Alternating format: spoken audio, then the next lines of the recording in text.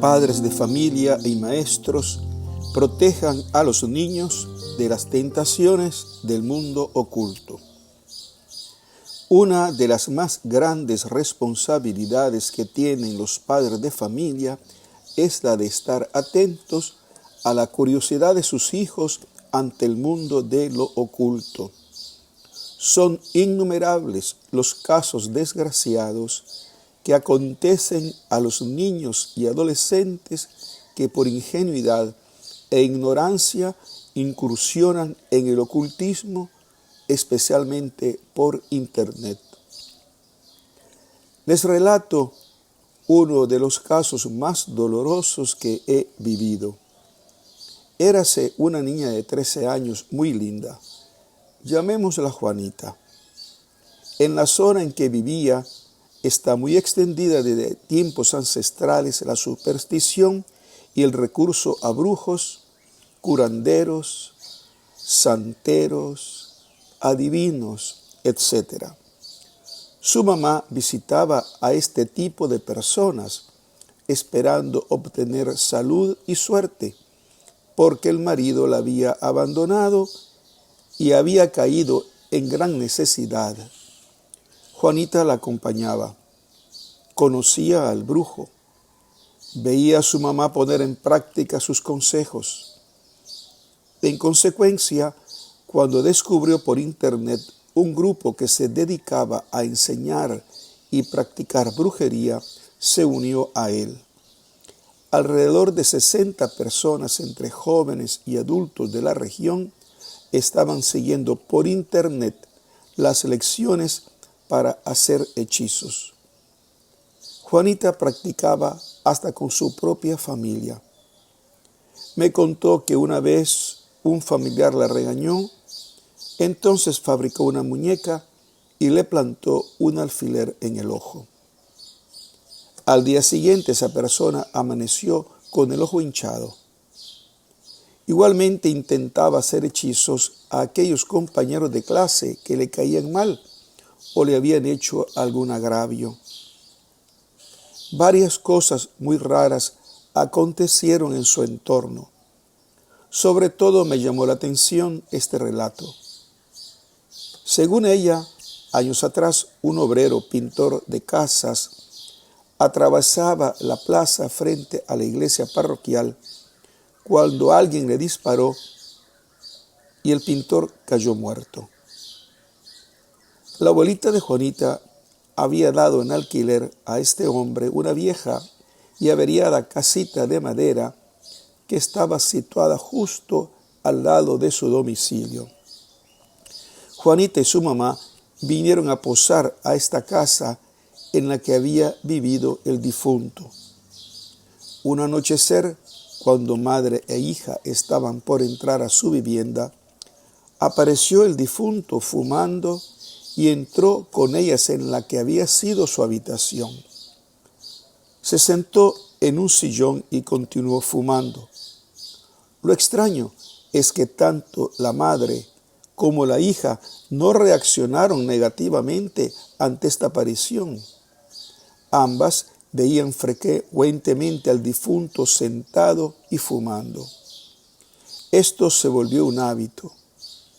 Poco a poco comenzaron a darse cambios en el carácter de la niña. Entró en rebeldía con su madre. En la escuela dio muestras de indisciplina.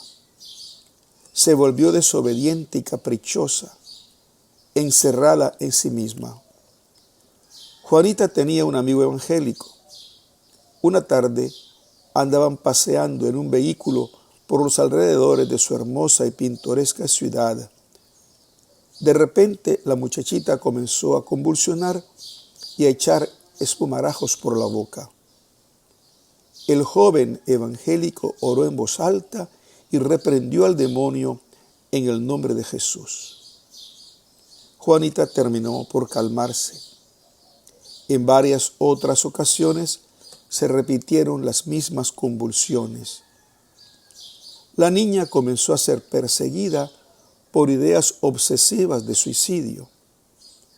Ella decía que el hombre que aparecía en su casa le decía que se matara.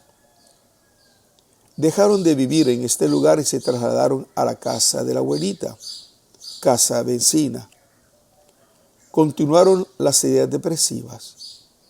Tuve la oportunidad de orar un par de veces por Juanita.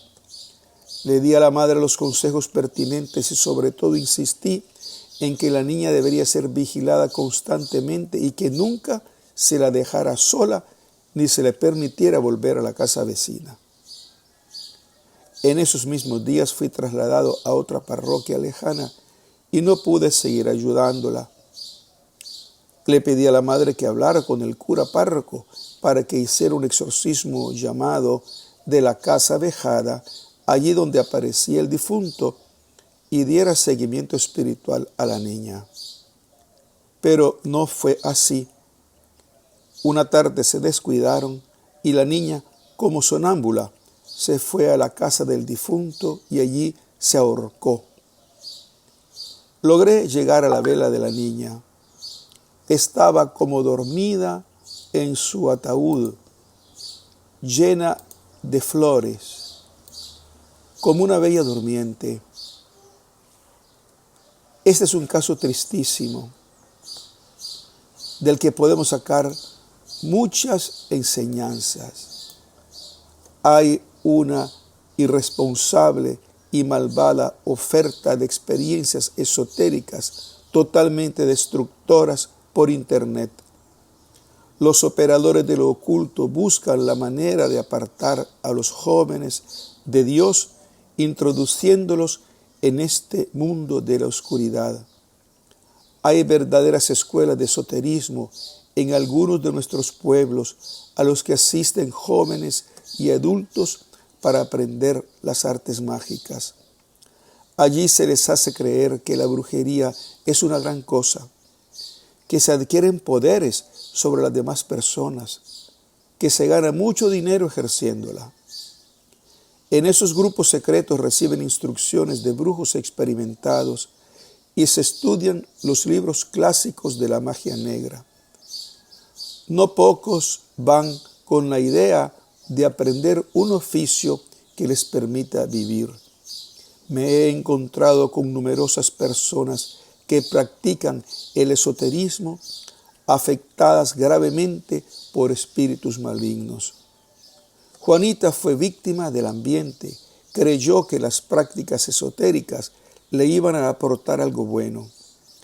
En realidad fue arrastrada a la depresión, al desequilibrio emocional, al suicidio. Se hundió en una grave afectación espiritual que necesitaba de seguimiento para protegerla y liberarla de los demonios muerte y suicidio que la habían invadido.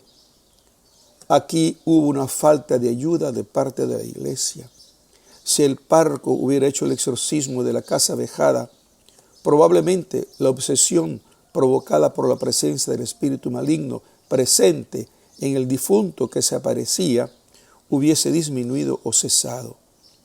Se necesitaba el seguimiento espiritual de parte del sacerdote. Esto nos da ocasión para señalar que los sacerdotes deben recibir formación para atender a las personas afectadas por espíritus malignos. Las prácticas esotéricas están gravemente prohibidas por la ley divina. Hacen perder la fe, envuelven el corazón lleno de frialdad y rechazo hacia Dios y afectan gravemente la conducta moral de las personas. Jugar la ouija, los jueguecitos de Panchito, Panchito, Andreita, Andreita, Charlie, Charlie, reunirse en grupo para hacer prácticas mágicas o espiritistas, invocar a los muertos, leer las cartas, las manos, rezar oraciones satánicas, consultar espiritistas, etcétera, etcétera. Todo esto abre puertas a la influencia de los espíritus malignos y alejan las bendiciones de Dios sobre las personas y las familias. Puede llevar hasta la posesión diabólica. Los que se meten en este terreno siempre quedan afectados espiritualmente. Por ese motivo, los padres de familia y los maestros de escuela deben ser diligentes para informar a los adolescentes que las graves consecuencias de las prácticas esotéricas. Deben estar atentos para proteger a los niños de personas irresponsables y perversas que promueven estas prácticas. A menudo son los mismos amiguitos que han visto en su propia familia estas prácticas y las llevan a la escuela. No se dan cuenta de que se trata de verdaderos ritos en los que se recurre inconscientemente al demonio bajo la apariencia de juegos.